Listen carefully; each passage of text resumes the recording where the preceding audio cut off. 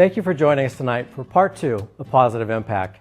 This innovative partnership between the Front Street Animal Shelter, Pawsitive Impact, and the Sacramento County Probation Department brings together juvenile offenders and shelter dogs in a collaboration benefiting both groups through personal development and community contribution.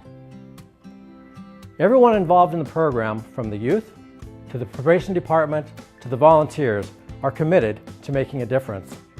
Each participant gains more knowledge about themselves and the impact that they have on the community. In part 2, we will showcase the collaboration with the Sacramento County Probation Department. It really is a case of who rescued who. I'm Don Hinkle, and this is Shelter Life.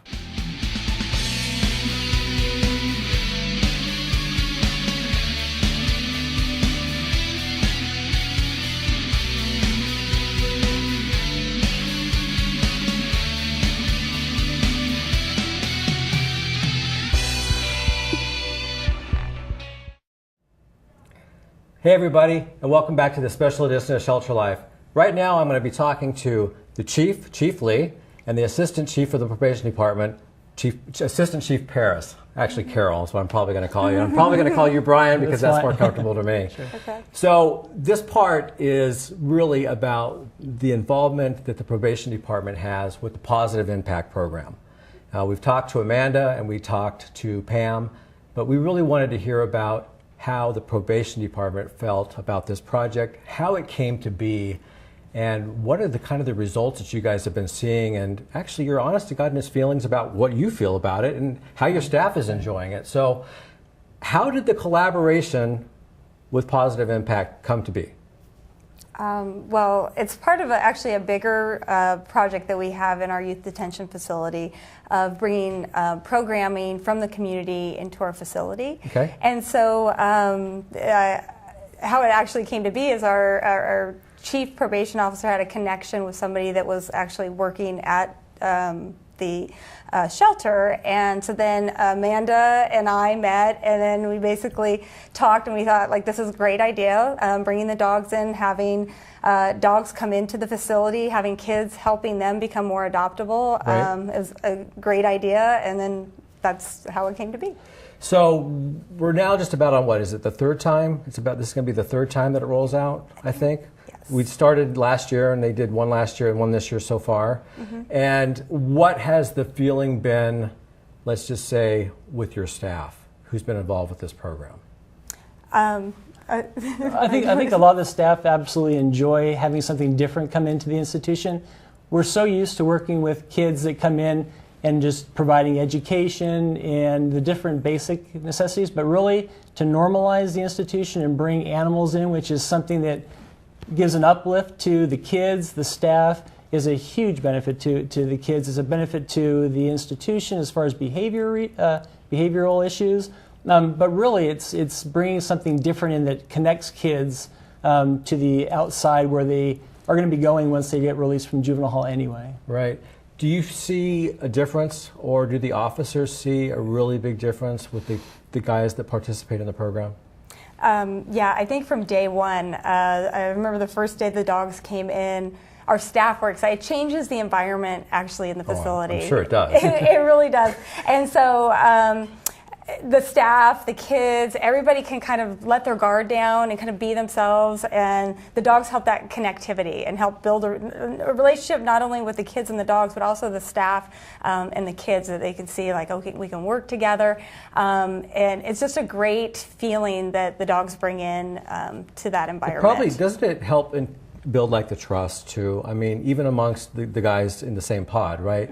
I mean, because they're all working with the dogs and going through this program, doesn't it build the trust between them as well? Does it help maybe foster their communication with each other a bit? Do you see that happening? I think it breaks down barriers. I think a lot of time kids come into the institution, they're frightened, they're not sure what they can or can't do or what their peers think of them. But when you bring animals in and you bring that just ability to be a child again and just to interact with something that's not just you, it's somebody that needs your help, I think it's a huge impact to the interaction with the kids. Yeah. So here's the question. How do you choose who's going to participate in this program? That's a hard one. We actually have kids. I'll see kids in the hallway, and they're like, "When are the dogs coming to our unit?" And so, I know there's only so many volunteers, and so we try to move it around. We had the dogs in our transition unit to start with. Right. Right now, they're in one of our maximum security units with kids that are staying for a little bit longer periods of time. And we would love for us to be able to go to every unit because it's been so successful. So the other units, they're like, when are you coming here? Yes. But there's like a waiting list. I know when we were talking to Pam and Amanda, they said, oh, everybody wants to participate in this program. And they said, in an ideal world, wouldn't it be great if we did have enough volunteers so that every single pod or unit would be able to actually participate? Yes, and that's something I have to say too. The volunteers that come into the facility are amazing. Like, taking their time to come in, to work with our population and really get to know the kids and showing them skills for the, to work with the dogs, but really are teaching our kids empathy in regards to another being taking care of something. So I want to give a shout out to them because they do an amazing job and coming in and helping our kids. Just we're thankful for that. Well, I think, as you said, they're amazing, and they really are. And when you're looking at one of the questions we asked them is, what drives this force with you? Why do you want to do this? And it really is not only giving back to the community, but they said one of the most rewarding things for them is when they actually see by the end of the run, the 5-week run, how these people have risen up and taken great pride. One of the examples they gave was they just wanted them to write like a 2-sentence thank you. And these guys were writing like paragraphs in a page of thank yous, which really touched their hearts, which is kind of saying this program is obviously working pretty well. And one of the things that we're looking forward to filming wise is to really see that interaction, because I was lucky enough to be a guest speaker on the first one. And I actually brought kittens, right? I had no idea what this was going to be like. I'm like, I don't think these guys are going to really want kittens, but they did. And so here are these pretty rough, tough guys holding these 5-6-week-old kittens that were it was amazing, because it was just like, you saw all the barriers break down. Yep. You see there was no resistance. It was just them being kids again, right? And I think ultimately the part of the program that we really like is for really to break those walls down so they can be themselves. And as you said, getting them reaccumulated or accustomed to going back into society on a normal basis, which I think is really good. So have you guys ever had to be involved with pulling a kid out that maybe wasn't quite cutting the program or being a little rough? Anything like that? Not while in the program. Nope. No, like not while they're in the program. Absolutely not. Like the kids are, they're on their best behavior, and that's good for us because it's an incentive for the kids to do well in the programming that they're in. So make sure that they're doing well in school while they're there, because they know that the dogs are coming. Right. And so not only the kids that are participating in the program, but also the kids that aren't, that are kind of like, hey, like what's that over there? And so having that conversation with each other of like, oh, this is what I get to do. It's a huge incentive and a benefit for us in the facility. So do they talk to each other? I mean, do the juveniles talk to the ones that don't have the dog program and say, hey, I'm lucky I get to do this? And, and it kind of fosters that competition of like, well, our pod or our unit should be getting that as well. So I think it's really important that we talk about the fact that these juveniles, no matter why they're there, right, are actually put together with a volunteer organization like Pawsitive Impact and Front Street, and they're learning not only to take care of the dogs, some basic dog training, they do the agility class, but it's fostering that communication, which I think is really good. How do you guys judge the success of it? I mean, you can't really put a price tag on this type of program, but as the chief and the assistant chief, what makes you guys understand that this is really good, this is working, and we want to continue this? What in your mind is that? I think the biggest thing for me is whenever you have an opportunity to just let kids be kids and they're able to interact, I think that's always a positive. And when we see behavior, because they know something's going to occur, that changes and they become on their best behavior because they want to be involved in the project, I think is always beneficial to us. But I think just, again, normalizing things for kids, because we all know these kids are here for a reason, but our job is not to punish them, is to get them back to a position where they can be successful when they leave. So to impact them by exposing them to something that's normal to them and they can empathize with something, not just themselves or what they're doing, I think is a huge impact for kids. And it always goes around the institution. Whenever something good happens, it just spreads like wildfire, and they all want to be involved in the process. So with the dogs, it's amazing to see kind of what that excitement of when they're going to come back and be involved in that project. So it's just fun for the kids. It's great for the staff too. So the unit they're going to be in now, as you said, was more. Would you call it? It's one of our maximum security units. So those participants will be able to go through the whole 5 weeks, and there won't really be that turnover as there was on the ones that were getting ready to go on probation, right? Yes. That should be really interesting. Yes. It really should. No, we're excited. Oh, I bet. Because you're going to actually see it from day one all the way to the graduation day, which is going to be real exciting. Yes. So what do you guys see as, if you had the ultimate, all bars, no pun intended, all bars gone, right? Yes. All bars down. Yes. And you could do anything with this program, right? What would you do? I'm going to ask each of you. That's a good one. It's great. I expand it is what I would love to do. And how would you do that? If we could get more volunteers in and be able to do more units, more dogs, and, just the opportunity that the dogs become more adoptable and kind of get out. It's such a great story of pairing kind of kids that we have that are learning skills. The dogs are learning skills. Right.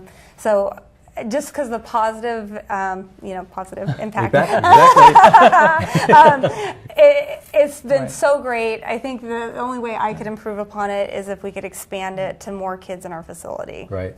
What about you, Brian? Well, what's exciting too is that we have a captive audience. So the kids are there and they want to be involved. So I agree with Carol. I mean, the more opportunities kids have to interact in that way to help them again normalize themselves and to feel like they're part of something that's really positive and productive, that helps support positive change. And for me, that makes it all worthwhile to get more kids involved and exposed. And this project has been so wonderful. I think that expanding it to more kids would be just a wonderful thing. Do you guys ever see in the future the possibility of a dog staying the whole time? Well, we've applied. We applied to Canine Companions, and we're hoping to get an actual facility dog. And it was an inspiration from this program. Right. Just the success. One of the kids from the first unit, when they first came in, I went down, and that was quite a while ago. Was asking hey, when are the dogs coming back? And it's something that I think because it was so positive, that the kids and staff understand the benefits of animals and working with kids.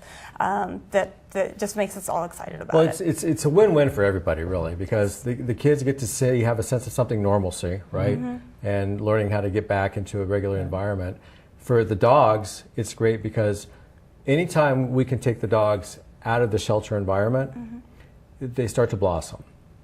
And given that one-on-one attention, even if it's for that 2 hours or 2.5 hours twice a week with those juveniles, it makes the dogs blossom even more, which ultimately makes them more adoptable, right? So it's a win-win for everybody. Yeah. And I think that the program itself has there's limits. It's limitless on what it can really do. Right. And do you know of any other facility, juvenile probation facility within the state or even the surrounding area that does this? Or are you guys kind of piloting this?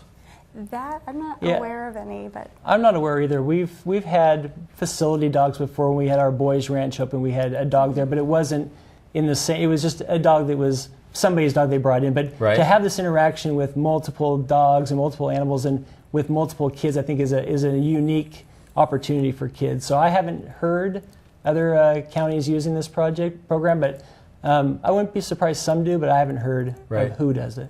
Well, people are going to hear about this one. The goal is to really publicize this because it is a really good program, not only for probation and for Front Street, but the collaboration of 3 organizations coming together for the common purpose of really benefiting all involved. Right. There's not a single person who's standing out here. It's all 3 agencies that are really working together to make this a success. I think it's really pretty exciting. And I know that we're really looking forward to seeing it from orientation all the way to the agility class graduation and really watching these young juveniles blossom as they do this and watching your staff. So there's got to be a moment that's happened in the past, let's say 3 sessions that have happened, that maybe one of the guards or somebody's come up and just said, this just happened and this was really cool. Any specific instance that comes to mind that somebody shared with you about something that was just so phenomenal about this program that they just had to tell you? Well, I was actually down one day, like when they were working with the dogs, and it was just so sweet. There were a couple of kids that were working with the little Chihuahua that was down there, and the kid looked up at me and he's like, you know what? He's like, this is a little piece of freedom. And so I was like, oh my gosh, like that's so insightful. And then the next thing he said was, like, when I get out, I want to go volunteer at like the shelter. And so he had already made that connection with the volunteer and had made that plan for when he gets out. And so I was just thinking, oh my gosh, this is like, day 4 out of the program and we're already getting results like this. Yeah. And so, and it was just, it really made me think about the things you take for granted. And then here's this kid, just a dog, the normalcy that Brian's talking about, and also that building, relationships. And a big part of probation in our youth detention facility is really connecting our kids to the community. And so when he said that, I was like, oh my gosh, this is exactly like what we're looking for. We're looking for kids when they get out to go out and have pro-social things that they're doing. And here we are, we're connecting inside so that on the outside they can go and do that as well. And that's absolutely our goal too. Our goal is to really, the day they walk in the institution, to get them linked to services and supports when they leave the institution. So we start transition immediately. So when we can get a kid to blossom, get their eyes open, and to feel something and kind of get them to want to do something outside of the institution that's positive, I mean, that's exactly what our mission is. I am so excited about doing this. I can't tell you guys how excited we are. And just what you just said, that last little bit of freedom, that pretty much sums it up pretty good. Yeah. It's really exciting.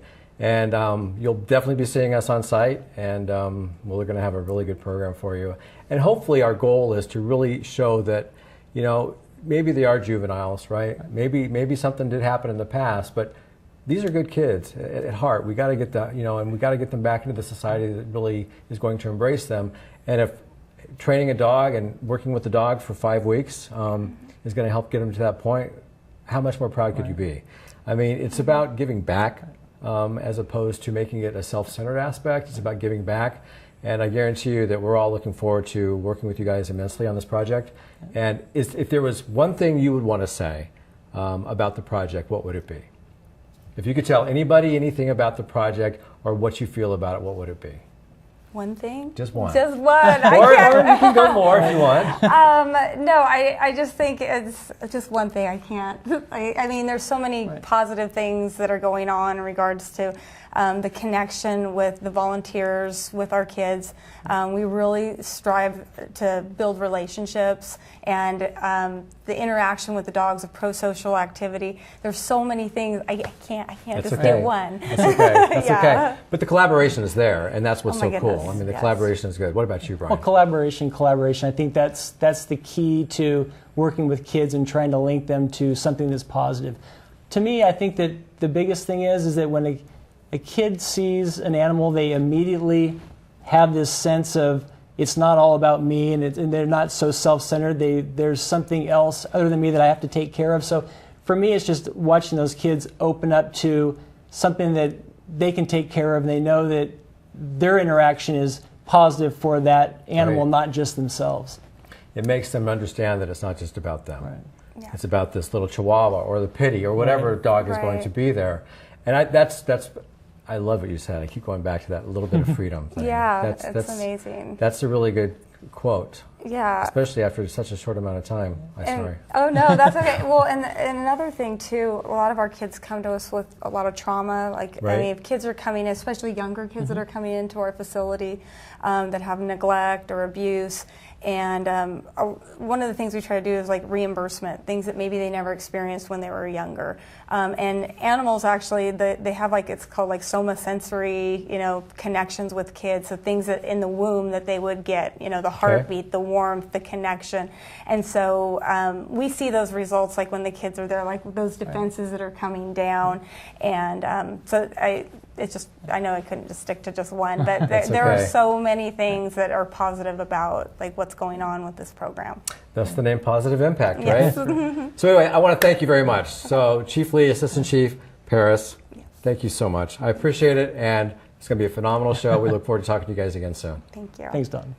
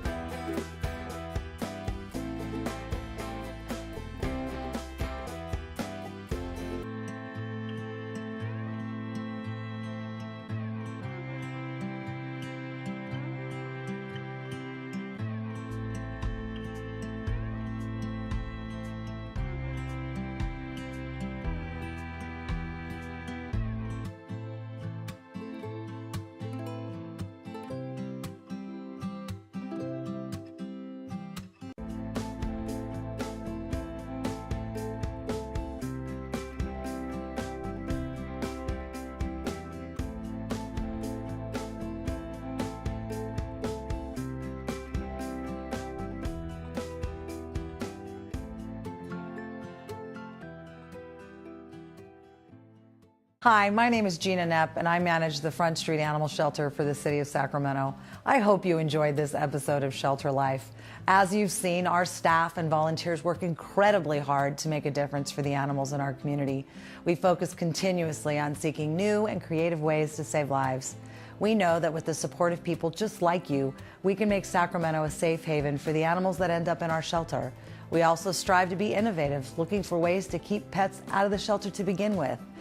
Working together with that mission in mind, great things are possible. Thank you for joining us on this journey.